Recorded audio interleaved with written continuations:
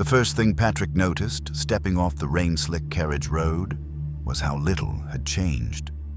The O'Donnell house still loomed against the pale Massachusetts sky, its brickwork darkened by decades of storms, its windows gleaming like unblinking eyes.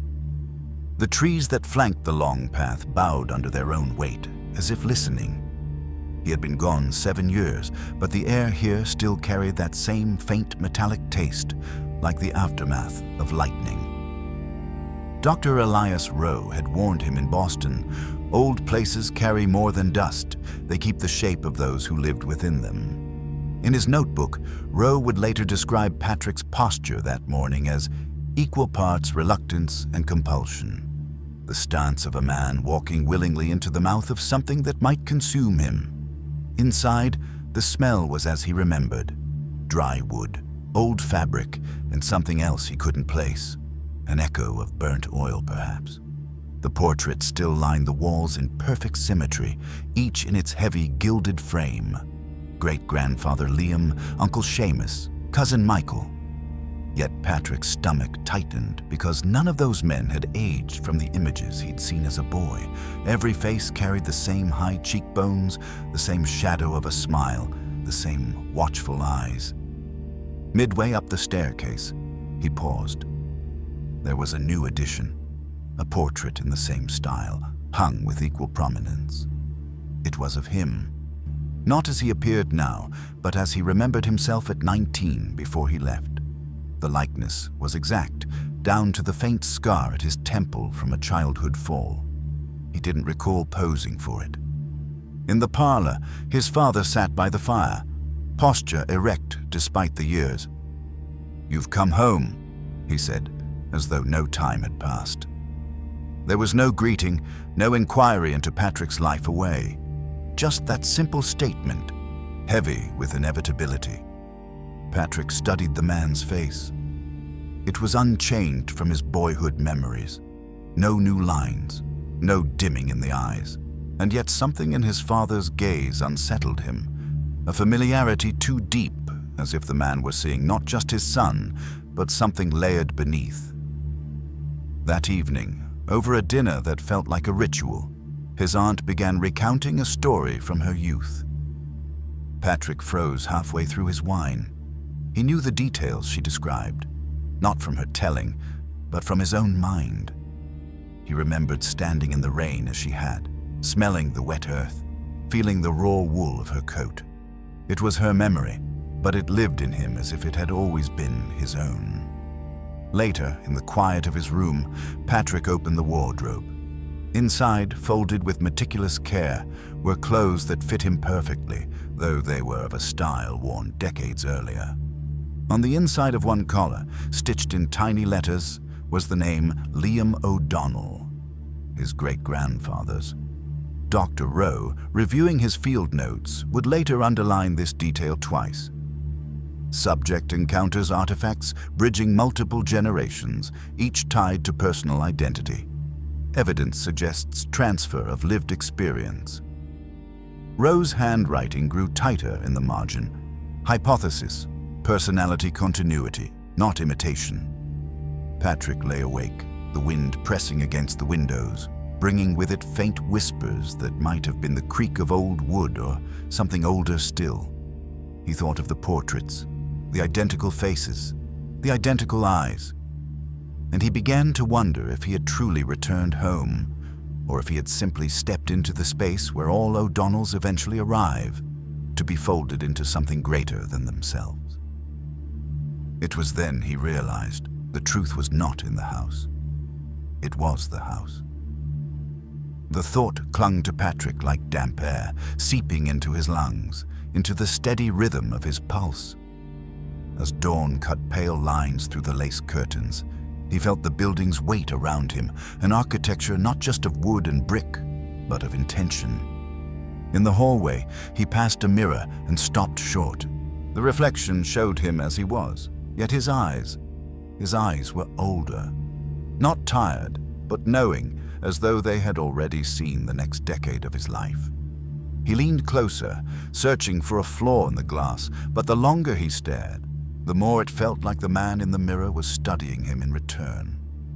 At breakfast, his father spoke of family history with the precision of someone reciting scripture. "We have always been here," he said, "even when others thought us gone." Patrick's spoon paused in midair. That phrase, he had heard it before. Not from his father, but whispered in a voice he couldn't place, in a dream he might never have had. Halfway through the meal, the back door creaked.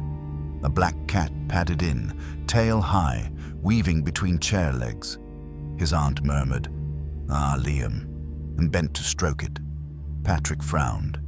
Liam was his great-grandfather's name. The animal met his gaze for a moment too long, and a chill settled at the base of his spine. Later, walking the grounds, Patrick wandered to the family cemetery. Each headstone bore the same carved likeness, identical features weathered into stone, a repetition that felt less like memorial and more like replication. At the far end stood a newer grave, marked with his own name, Patrick O'Donnell. The date of birth matched his exactly. The death date was blank. Dr. Rowe, piecing together the sequence from Patrick's later accounts, noted, "Subject's perception of self-destabilizing. Signs of identity conflation, reinforced by physical symbols." In another line, almost as an afterthought, "Possible intentional grooming for assimilation." That afternoon, Patrick found himself in the attic, though he could not recall deciding to go there. Dust motes swam in slanted sunlight, and the air smelled of cedar and something faintly sweet. In a trunk beneath an oilcloth, he discovered a bundle of letters, each addressed to a different O'Donnell, yet all in the same hand. The handwriting was his. The letters described moments he had never lived: a wedding in 1812, a storm at sea in 1844, the birth of a child in 1790. Yet as he read, images flared behind his eyes, vivid, certain, real. He could feel the salt spray on his face, hear the child's first cry. They were memories, and they were his. He dropped the bundle and stumbled back, heart hammering. Through the attic boards, he swore he felt a slow, deliberate pulse, as if the house itself were breathing. Downstairs, his aunt was waiting. She smiled with a familiarity that made his stomach turn. "It's starting," she said softly, like one would to a fevered child. Patrick tried to speak, but the words tangled in his throat. He felt the edges of himself fraying, threads pulled by unseen fingers. Somewhere deep inside, another presence was unfolding, stretching into his thoughts. And in that moment, he understood. He was not the first, and he would not be the last. The knowledge didn't come as a shock, but as a recognition, like finding an old scar and recalling how it was made. Patrick felt the weight of countless lives pressing against him, not just from the past, but from all directions at once. That night, sleep brought no rest. In his dreams, he walked through the O'Donnell house, but each room opened into another time, flickering gaslight in one, flickering electric bulbs in the next, candlelight in the next after that. People filled them, all with the same eyes, the same subtle tilt of the head when they looked at him. They spoke in a language that was not words, yet he understood every syllable. When he awoke, he could still hear them, their voices overlapping like the turning of many pages at once. The morning brought rain, soft at first, then heavier, as though the sky wanted to seal the house from the rest of the world. Patrick sat in the study, staring at the shelves of leather-bound volumes. Many had no titles, only the family crest, a stylized oak tree embossed in gold. He pulled one at random. Inside, the pages were filled with handwriting that shifted mid-sentence, one style of script flowing seamlessly into another. Names appeared at the margins: Liam, Seamus, Bridget, Michael. Yet the tone of the writing never changed, as though all were speaking with one mind. Dr. Rowe's notes, compiled later, would mark this discovery as critical evidence of continuous consciousness. Handwriting and diction evolving, yet thematic unity preserved. hallmark of a single narrative entity inhabiting multiple hosts. Patrick closed the book and realized the rain had stopped. In the quiet, he heard a faint creak overhead. He followed the sound to the narrow servants' staircase, climbing until he reached the locked door to the west wing, a part of the house he had never entered, even as a child. The key was already in the lock. Inside, the air was cooler, almost damp. A single corridor stretched ahead, lined with portraits unlike those downstairs. Here, the figures were not posed or dignified. They looked mid-motion, caught in the act of turning toward the viewer. Their eyes followed him as he moved, and the further he went, the more the faces blurred, not from decay, but from something like motion, as if the paint itself resisted staying still. At the end of the corridor, he found a small chamber. In the center stood a pedestal, and on it, a glass dome encasing a single photograph. It was him.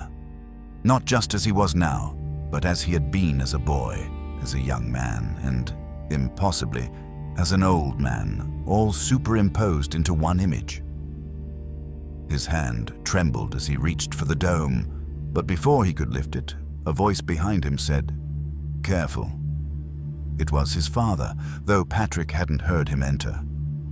"Once you see yourself fully," the man said, "you'll never be able to forget what you are."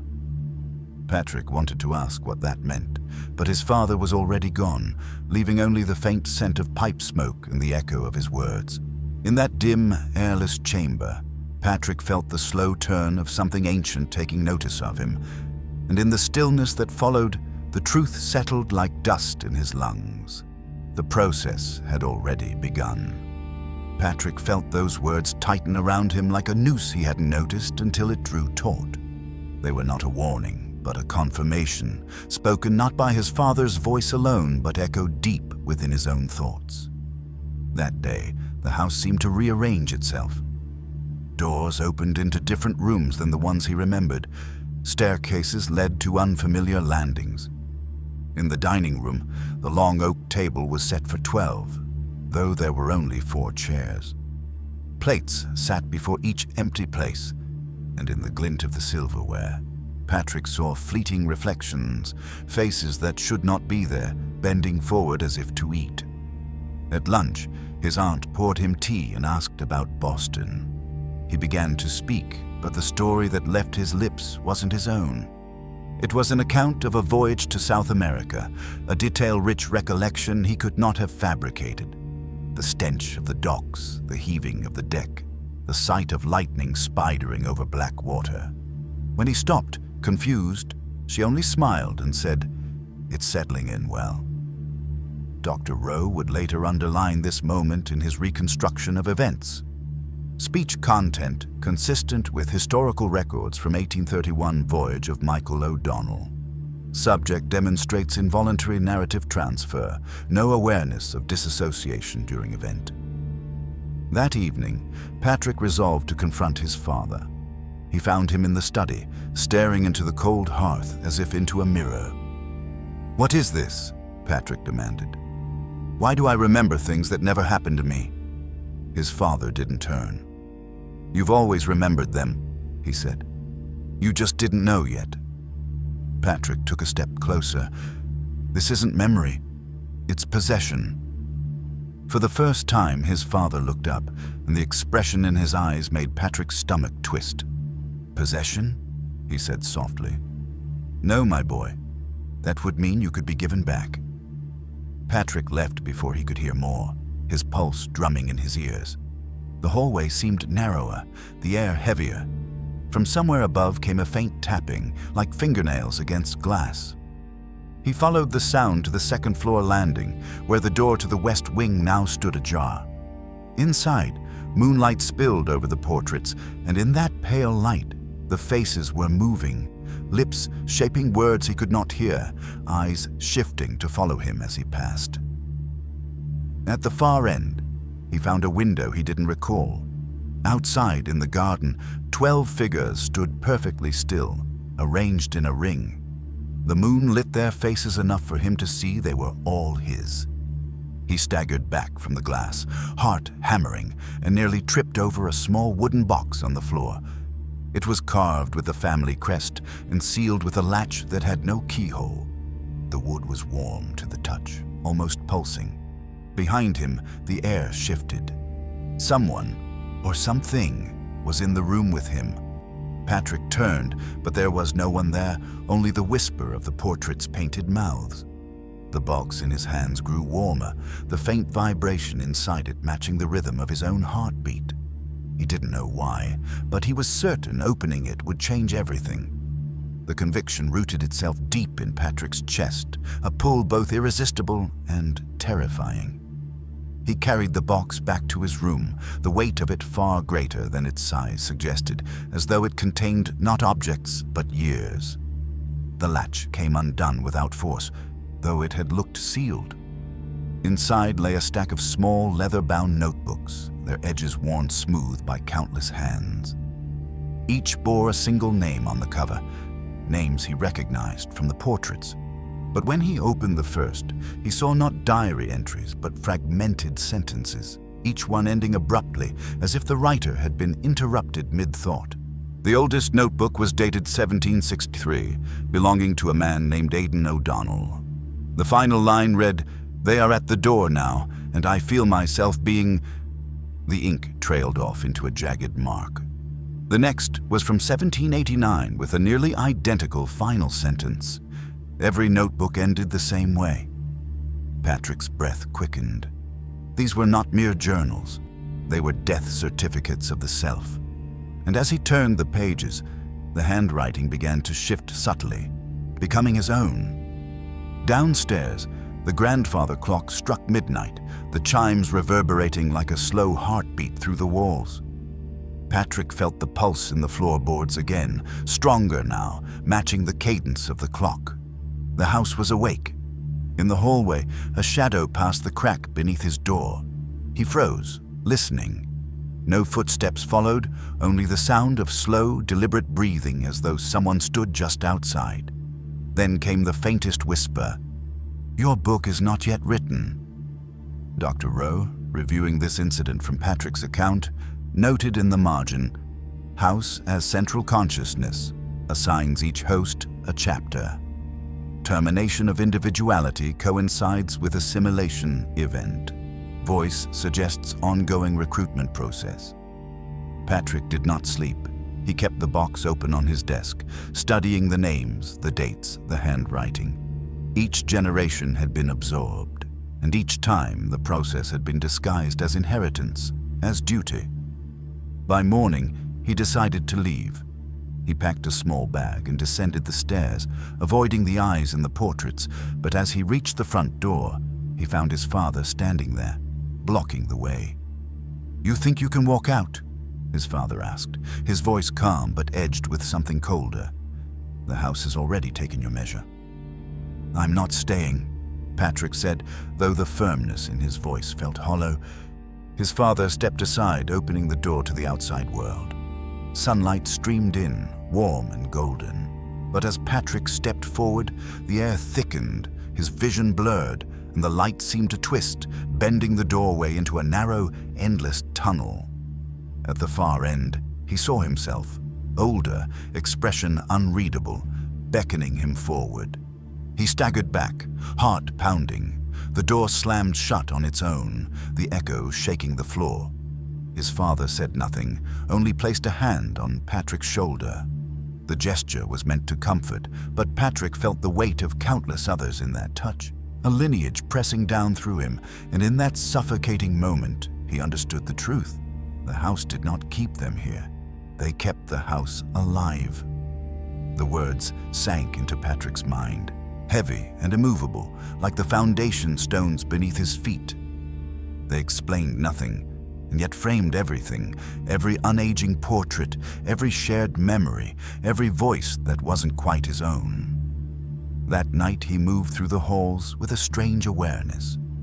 The creak of each step felt like an acknowledgement, a conversation in an old language he couldn't consciously speak. Even the air seemed to thicken when he lingered in one place too long, as if the house preferred him in motion, circulating like blood. In the library, he found his father at the desk, poring over a map of the property. Red ink traced paths through the surrounding woods, looping back always toward the house. No roads led away. Even the stream that once flowed southward had been diverted on paper, redirected into the garden pond. "What is this?" Patrick asked. His father didn't look up. "Boundaries," he said simply. "The land understands who it belongs to." Patrick pressed further. "And who does it belong to?" His father finally met his gaze. "It belongs to itself. We are only the ones who tend it, until it tends us." Dr. Rowe's later annotation would be terse but telling.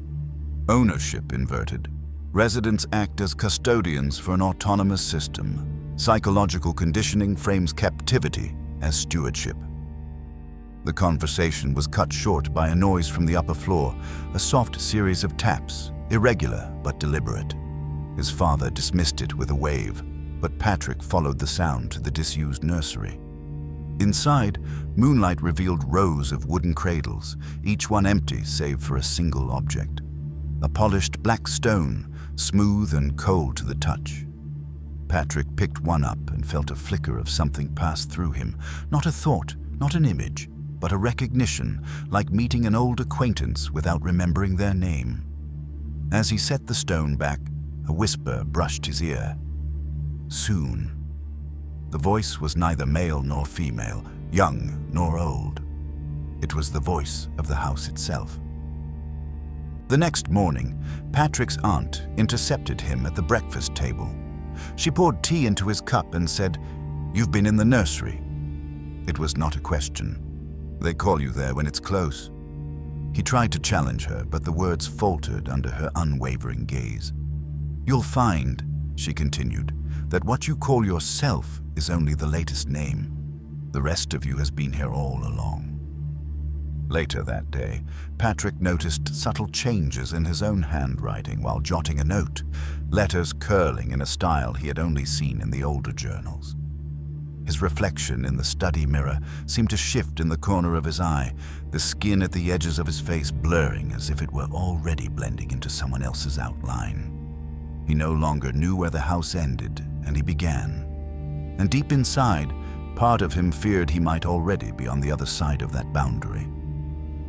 The thought clung to him through the night, surfacing in dreams where he stood before a vast black mirror, and the figure staring back was not a reflection, but a watcher, patient, waiting, wearing his face like a borrowed mask.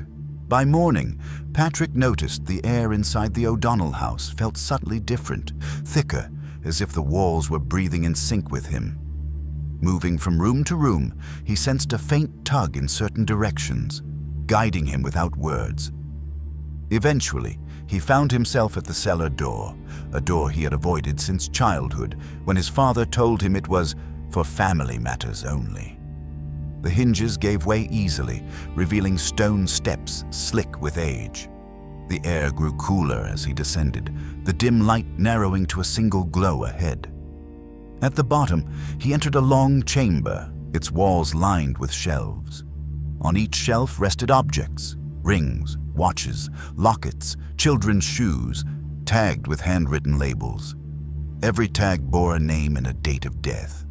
All the names were O'Donnell. In the center of the room stood a large oak table. Spread across it was a map unlike the one in his father's study. This one charted not land, but people. Each branch drawn from a central point, radiating like a root system. The names spiraled outward in precise circles, and at the very edge, there was an unfinished branch with his own name, followed by an empty space. Dr. Rowe's later transcription of Patrick's account noted, "The map implies a closed system, no external lineage. The empty space may indicate anticipated integration, suggesting process is predetermined." A small leather book sat beside the map. Patrick opened it to find rows of neat handwriting cataloging traits. Eye color, fixed. Voice timbre, fixed. Dreams, shared. Memory gaps, progressive. The final entry read, "Subject exhibits resistance. Projection. Full assimilation in 6 days." As he closed the book, he heard movement above. Slow, deliberate steps crossing the floorboards directly over his head. He climbed back up, careful not to make a sound, and emerged into the main hall. His father was standing there, holding one of the black stones from the nursery, turning it slowly in his palm. "You've been below," his father said, not looking at him. "That place is not for the living." "I'm still alive," Patrick replied, though the certainty in his voice faltered. His father finally raised his gaze. "Not for long, if you keep asking questions." The conversation ended there, but the warning hung in the air like the residue of smoke. Patrick retreated to his room, locking the door, though he doubted it would matter. That night, as he sat by the window, he saw movement in the garden. Dozens of figures gathered around the pond. Moonlight revealed their faces, identical to his own. They stood perfectly still, their eyes reflecting the light like glass. Patrick could not tell if they were calling to him or waiting for him. The uncertainty rooted him to the spot, his breath catching as their stillness began to feel heavier than movement. Every figure's head tilted at the same moment, as though in response to a signal he could not hear, and the faint ripple of the pond carried outward like a slow heartbeat. He drew the curtains closed, yet the sense of being watched seeped through the fabric. That night, every creak of the old beams felt like a footstep advancing toward his room. At one point, the handle on his door gave the faintest twitch, though no one entered. Sleep, when it came, was fractured. He dreamt of standing among those figures, his bare feet sinking into the wet soil as the moon burned too bright above. When he woke, his socks were damp. Determined to regain control, Patrick sought out Dr. Elias Rowe the next day. The physician agreed to meet him discreetly in the old carriage house on the edge of the property, a space less saturated with the presence of the main house. Rowe listened quietly as Patrick described the cellar, the map, the gathering by the pond. When Patrick mentioned the damp socks, Rowe's eyes narrowed. "Sleepwalking," Rowe said, though his tone lacked conviction. He flipped through a small notebook, comparing Patrick's symptoms to earlier entries. "Identity erosion is accelerating. They're drawing you in, whether you're conscious of it or not." Patrick's voice was low. "Can it be stopped?" Rowe hesitated before answering. "I've seen it reversed, once. But that person never left the property. Their mind didn't survive the separation." Before Patrick could press for more, they both heard it. The slow crunch of footsteps on gravel outside the carriage house. Rowe's gaze flicked to the door. "We should not be seen together," he murmured. "They'll know I've interfered." When Patrick stepped out, the path was empty, though a faint scent of pipe smoke lingered in the air. His father's scent. Back in the main house, Patrick found a folded note on his bed. In neat, old-fashioned script, it read, "Stop resisting. We are what you have always been." There was no signature, but the handwriting was unmistakably his own. That evening, as the sun dipped low, Patrick wandered toward the west wing again. The corridor of shifting portraits felt different this time. The figures within seemed closer to the edge of the frame, their expressions almost urgent. At the far end, the small chamber with the glass dome waited for him. Inside the dome, the photograph had changed. The older version of him was sharper now, the eyes brighter, almost alive. A whisper curled through the room, soft but clear. "One more night." Patrick backed away, the weight of those words pressing into his chest. Whether it was a promise or a threat, he could not yet tell. The ambiguity gnawed at Patrick all through the night, a constant hum beneath his thoughts. Every sound in the house, every shifting beam, every sigh of wind felt weighted with intent, as though the place itself was counting down to something. By dawn, a pale fog had rolled in from the marsh beyond the property, swallowing the garden and pressing against the windows. From his room, Patrick could barely see the pond, but he sensed movement there. Shapes drifted in and out of the mist, slender, upright, and still as statues when he looked directly at them. He dressed quickly and descended the stairs, intending to confront his father again. But halfway down, he froze. In the foyer, his father stood with Ro, their voices low and urgent. Ro's face was drawn, his tone clipped. "You cannot bring him in without consent," Patrick overheard. His father's reply was colder. "Consent is a formality. The house has already accepted him." Before either man noticed him, Patrick slipped toward the back of the house, his pulse hammering. He had never heard his father speak that way, detached, as though Patrick were not his son, but a resource being managed. In the kitchen, his aunt was waiting. She placed a steaming mug in front of him without asking and said, "It will be easier if you don't fight." Patrick didn't touch the drink. "I'm not staying," he said. She smiled faintly. "You're not leaving either. There's a difference." Dr. Rowe's later field notes identified this as psychological submission conditioning, language reframing captivity as inevitability. The fog persisted into the afternoon, smothering sound. Patrick wandered toward the west wing again, but instead of entering the portrait corridor, he followed a narrow side passage he'd never noticed. It led to a heavy door with no knob, only a circular indentation at its center. Without thinking, he pressed his palm into it. The mechanism yielded, and the door swung inward. The room beyond was small, windowless, and lined with shelves. Each shelf held identical black stones like those in the nursery. But here, every stone was engraved with a name. He found his father's, his aunt's, and his own, though the carving looked fresh, the edges sharp. As he touched it, a rush of images tore through him, fragments of lives, some his, some belonging to strangers with his face. He stumbled back, gasping. A whisper rose around him, layered voices merging into one.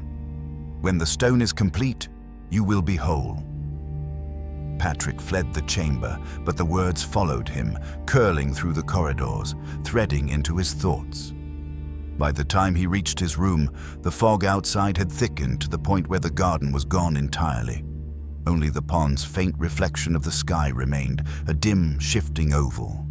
He closed the curtains and leaned against the wall, heart still pounding. Tomorrow would mark the 6th day since he returned.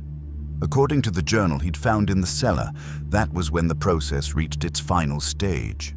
Tomorrow would mark the 6th day since he returned. The knowledge sat in Patrick's mind like a ticking clock, each thought accompanied by the silent drop of another second. He remembered the line in the cellar's ledger, "Full assimilation in 6 days." He did not know if the number was prophecy, medical record, or curse, but the certainty of it left no room for comfort. That morning, the fog had not lifted. It pressed against the windows in slow, swirling shapes, making the house feel as though it floated in a vast, airless space. Patrick avoided the main corridors, keeping to side passages, but the sensation of being followed never left him. Sometimes it was a sound, a faint shuffle on the floor above. Other times it was just the subtle pull in his chest, as though someone else's heartbeats were pacing his own. He found Dr. Rowe again in the carriage house. This time, Rowe's eyes were ringed with exhaustion. "You're short on time," the physician said. "If you want to resist, it has to be now, before the boundary closes." "What boundary?" Patrick asked. Rowe hesitated, then spoke as though revealing a classified truth. "Your mind is already threaded with theirs. It's not a simple possession, it's a graft. The moment you cross into the 7th day, your sense of self will fold into the whole. You'll still speak, think, even remember, but none of it will be you anymore." Patrick's stomach tightened. "And if I leave the house?" Rowe shook his head. The boundary isn't the property line, it's inside you. Before Patrick could respond, the carriage house door creaked open. His father stood there, his presence filling the space without effort. "Doctor," he said evenly, "I'll take it from here." Rowe's jaw tightened, but he stepped back. Patrick tried to push past his father, but the man's hand closed on his shoulder with unnerving gentleness. "It's time you stopped running in circles," he said. "Come, there's something you need to see." He led Patrick back to the main house, up the grand staircase, and into a locked room at the top of the east wing. Inside, the air smelled faintly of varnish and something sweetly decayed. The walls were covered with framed sketches, dozens of them, each a perfect rendering of Patrick's face in different ages, moods, and angles. "These were drawn before you were born," his father said. "Every detail, every line. You are not an accident, Patrick. You are the continuation." Patrick's gaze fell to a final, unfinished sketch on the easel. The eyes were complete, and they were his, but the mouth was still only a faint outline, waiting for the final stroke. His father's voice softened. "By tomorrow, it will be done." Patrick stepped back, every instinct screaming to flee. But even as he did, he realized the air in the room felt thicker, almost warm, and that warmth was inside him as well, as though the house had already taken root in his veins. The sensation was more than metaphor now. It was a physical truth. Patrick could feel it pulsing beneath his skin, a slow rhythm that was not entirely his own. Every heartbeat seemed to carry with it the echo of footsteps on old wood, the shifting weight of the house itself. He left the east wing quickly, but the images in that locked room clung to him, the sketches of his face across decades he had not lived, the unfinished portrait waiting to be completed. The thought struck him like cold water. When the final line was drawn, perhaps he would no longer be here to see it. Or perhaps he would see it from somewhere else entirely, inside the collective gaze of the O'Donnell legacy.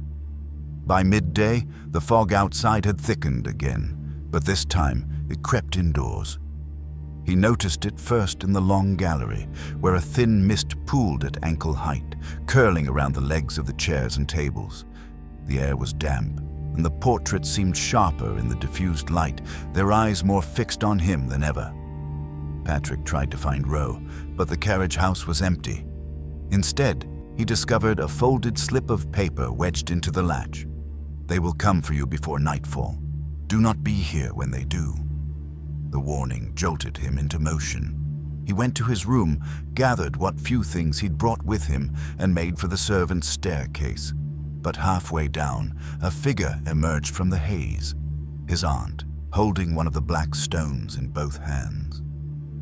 "Patrick," she said softly, "it's easier if you let it happen. You won't lose anything worth keeping." "I'm not letting them take me," he said, voice tight. Her smile was almost pitying. "They already have." She stepped aside, and as he passed, he realized her eyes were not her own anymore. They were his. Dr. Rowe's later reconstruction would highlight this moment.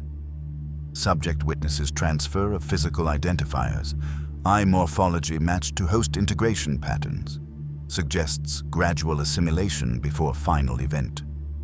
Patrick reached the back door, but when he opened it, the fog outside was solid, impenetrable, the garden gone. Shapes moved within it, figures with his face, their mouths moving in silent words he could not hear. He shut the door and backed away, pulse racing.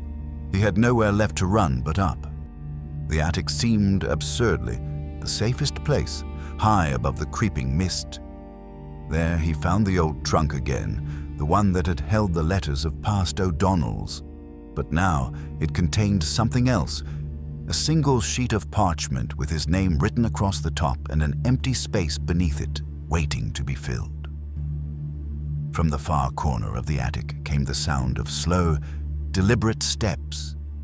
The boards creaked in rhythm with his heartbeat, and with each step, the air around him seemed to close in. The attic's shadows pressed against him like a living thing, each creak of the boards sending a tremor through his chest. Patrick's breath came shallow and quick, his eyes straining to pierce the dimness beyond the low rafters. From the gloom emerged a figure, tall, deliberate in movement, the features obscured until it drew closer. When the light from the narrow attic window fell across its face, Patrick's knees nearly buckled. It was him, older, the skin lined and weathered, but unmistakably his own face. The man's eyes were calm, almost gentle, but they carried the unblinking certainty of someone who knew exactly how this would end. "You've fought longer than most," the older Patrick said. His voice was not a stranger's. It was the echo of Patrick's own thoughts spoken aloud. But the house always wins. Patrick's mind raced, trying to make sense of the impossible encounter. "If you're me, then tell me how to stop it." The older version tilted his head slightly. "Stopping it would mean ending yourself entirely. No one has ever chosen that." A thud sounded from below, followed by muffled voices, multiple, overlapping, all familiar. The other Patricks were gathering. Dr. Rowe's later notes would mark this as the point of no external intervention, subject faced with integrated manifestation. Entity demonstrates ability to project future self as lure or intimidation. Patrick backed toward the small window, the only opening to the outside. The older version did not follow, only watched, a faint smile at the corners of his mouth. "If you jump, you'll land here again. The house will not let you go until you belong to it." Below, the voices grew louder, the footsteps ascending the stairs. Panic surged through Patrick. If they reached him here, it would be over. He looked back to the older version, hoping for even a flicker of alliance, but the man only stepped aside, revealing the parchment on the trunk again. This time, his name was no longer followed by a blank space. Instead, words had begun to appear in handwriting that matched his own. The moment came when he understood there was no door left to choose. The footsteps reached the attic landing. A dozen figures emerged, each wearing his face at different ages, their eyes alight with the same strange calm. They formed a loose circle around him, the mist from outside seeping through the walls to curl around their feet. Patrick pressed his back to the window, every muscle tensed. "I'm not going to let you take me," he said, though the words already felt like they belonged to someone else's mouth. The older version stepped closer, lifting a hand, not to strike, but to touch his shoulder. The contact was electric, sending a rush of memories through him, moments he had not lived yet recognized instantly. And then, with that touch, the attic seemed to dissolve, the figures closing in until there was nothing left but their eyes. They surrounded him, dozens of gazes identical to his own, each one layered with histories he could almost touch. It was not like being watched by strangers. It was like staring into mirrors that had learned to breathe. The attic floor beneath him seemed to sway, as though the house itself was leaning closer to listen. One of the younger versions stepped forward, barely more than a boy, his eyes wide but steady. "It doesn't hurt," the boy said. "It feels like coming home." Patrick's chest tightened. "It's not home if it erases me." From the far side of the circle, the older Patrick spoke again. "You're not erased, you're completed. Alone, you're a sentence without a book." Dr. Rowe's later interpretation of this moment suggested entity employing identity reframing, selling assimilation as transcendence, emotional leverage, the promise of permanence. The fog continued to seep into the attic, winding around ankles, thickening until it licked at Patrick's knees. He tried to focus on the window behind him, but the glass was gone now, replaced by an unbroken wall. He hadn't heard it change. It simply was. One by one, the other Patricks stepped forward, each brushing his arm or shoulder as they passed. With every touch came a flicker of memory. Births, deaths, winters long past, voices speaking in rooms that no longer existed. He began to lose track of which memories were his own. Desperate, he forced his way through the circle, stumbling toward the trunk. The parchment still lay there, now covered in dense handwriting from edge to edge. It wasn't just his name. It was his entire life story, written as though it had already ended. The final line read, and with his last breath, he welcomed himself into the family. He tore the parchment in half, but the pieces seemed to knit themselves back together before they hit the floor. The older Patrick shook his head, almost kindly. "It's not written on paper, Patrick. It's written in you." The attic seemed smaller now, the rafters lower, the air so thick it was difficult to breathe. The younger Patrick stepped closer again, offering his hand. "It's easier if you don't fight. You'll see, we're not the end of you. We're what you've always been trying to find." For a moment, Patrick's resistance wavered. There was a strange pull in those words, the promise of never being alone again. But deep inside, something still screamed against it, a shard of will that refused to dissolve. He turned sharply, breaking through the fog toward the narrow staircase. The figures did not stop him. They simply watched, their eyes following, as though certain he would return of his own accord. When he reached the landing, he realized the house was utterly silent. The fog had not followed him down, but the weight of their eyes was still on his back, pressing him toward a choice he didn't want to make. Patrick descended the stairs with that pressure building inside his skull, as if the walls themselves were leaning in, whispering their expectation through the grain of the wood. Each step felt heavier than the last, as though the house was deciding how far he would be allowed to go. When he reached the main hall, the fog was gone, replaced by a peculiar stillness. Even the ever-present ticking of the grandfather clock had stopped. The portraits along the walls seemed sharper in the frozen air, their painted eyes not just watching but narrowing, as though weighing his worth. Patrick made for the front door. His hand closed around the brass handle and froze. It was warm. Too warm. Slowly, the metal began to pulse beneath his palm, in time with his own heartbeat. He yanked his hand back, but the sensation lingered in his skin like an invisible burn. From the parlor, a low voice called his name. It was not his father's, nor his aunt's. It was a chorus, each voice a different age, layered in perfect harmony. Drawn in spite of himself, Patrick stepped inside. The room had changed. The furniture was gone, replaced by a single high-backed chair in the center. Upon it sat a closed book, bound in deep red leather. His name was embossed on the cover in gold. He approached warily, every muscle tense. When he touched the book, it shuddered beneath his fingers and fell open to the middle. The pages were filled with scenes he had never lived but could feel in his bones. Wars fought in centuries past, marriages to people he'd never met, deaths in rooms he'd never entered. Yet all of it felt right, as if he were merely remembering what had always been true. Dr. Rowe's later interpretation would be blunt. Final integration trigger. Presentation of accumulated memories as preordained personal history. Acceptance completes transformation. Patrick slammed the book shut and stepped back. The voices grew louder, filling the parlor until the air seemed to vibrate. "Read it," they urged. "We are you. You are us. There is no difference." The windows darkened, and in the glass, Patrick saw not his own reflection, but dozens of versions of himself, standing shoulder to shoulder, each wearing the same faint smile. In a rush of defiance, he turned from the book and ran toward the back of the house. He didn't know where he was going, only that every instinct told him to keep moving. But when he reached the servants' passage, the corridor was longer than it had ever been, stretching impossibly into shadow. The sound of footsteps followed him from behind, unhurried, inevitable. At the end of the corridor, a door waited, its surface carved with the family crest.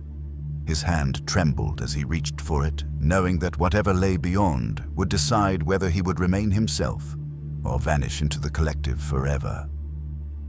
Patrick's fingers hovered over the carved crest, the grooves worn smooth by countless hands before his. The door seemed to hum faintly, a vibration that traveled into his bones. For a moment, he imagined simply turning away, walking back down the corridor, pretending this choice had never arrived. but deep down he knew turning away would not save him. The house would simply wait until he returned. They all did. He pressed his palm against the wood. The door opened without a sound, revealing a narrow room lit by a single oil lamp on a small table. The walls were bare except for one thing: a mirror. It was not like any mirror Patrick had seen before.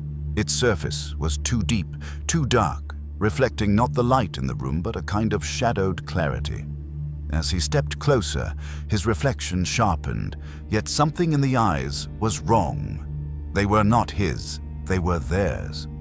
Behind him, in the glass, shapes emerged. Figures with his face stood in the darkness beyond the reflection's frame.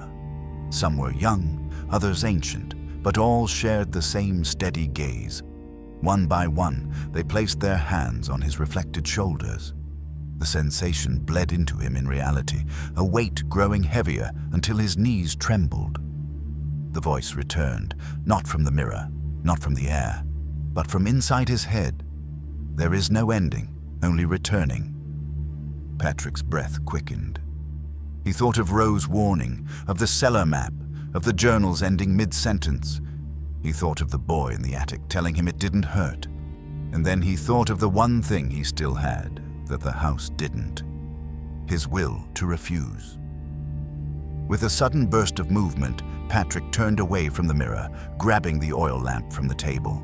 The flame flared as he hurled it toward the far wall. Fire leapt up, licking the dry wood, spreading quickly.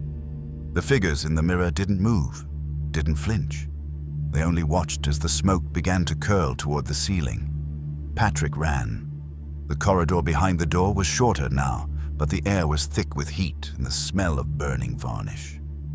He didn't stop until he reached the main hall, where the fire had already found the old portraits, consuming them one by one. The eyes inside the frames seemed to glisten before the flames took them. Outside, the night was clear for the first time in days. Patrick stumbled into the open air, coughing, as the house began to glow with an inner light, fire devouring it from within.